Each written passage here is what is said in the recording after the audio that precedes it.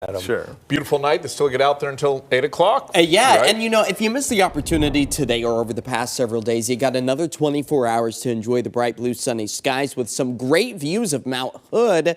Yeah, there is still a lot of snow on the surface despite valley temperatures climbing back up into the low 70s. But we are slowly starting to see that base layer dwindle away as the melting process begins. You got to keep in mind April, typically the peak of how much snow we see pile up at the base layer, now starting to melt away as the dry and above average conditions remain across the Pacific Northwest. After our temperatures have managed to climb into the low 70s here for the Rose City, mid 60s for the coastline, and just to put it all into perspective, Portland should be hovering in towards the low 60s for the middle of April. But boy, those waterways are definitely cold. All of that snow melt ending up in many of our streams and rivers. So use extreme caution if you are going to be out on any of our rivers over the next several days. And that goes just the same for our lakes. But hey, you know, the cold temperatures not stopping the sea lions from maybe spending a little bit of time fishing and relaxing along the Willamette River. This was my view from the Tillicum Bridge earlier today.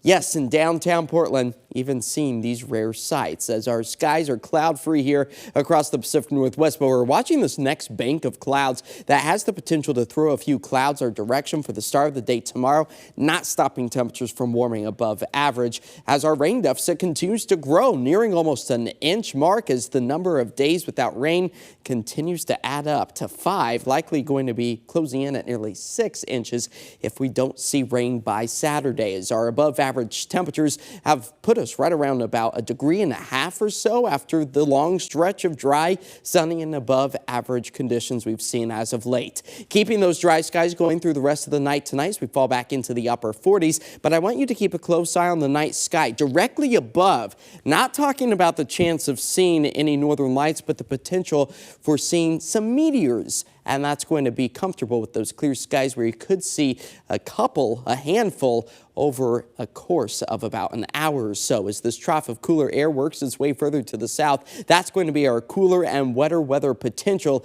as we work our way towards the weekend. So our futurecast does show those clouds increasing across our area, but no precipitation until maybe Saturday, Easter Sunday. For the later half of the day, that's going to be dropping those temperatures, falling back into the upper 50s, and then we'll dry out those skies again, return the sunshine, and push ourselves close to 70 degrees by the middle of next week. So this roller coaster ride of highs and lows and dry to wet conditions just expected over the next 7 days. And we've got the 8 o'clock sunset, right? First 8 o'clock sunset in several months. Wow. All right. We'll take it. Thanks, Josh. Yeah, we'll be right back.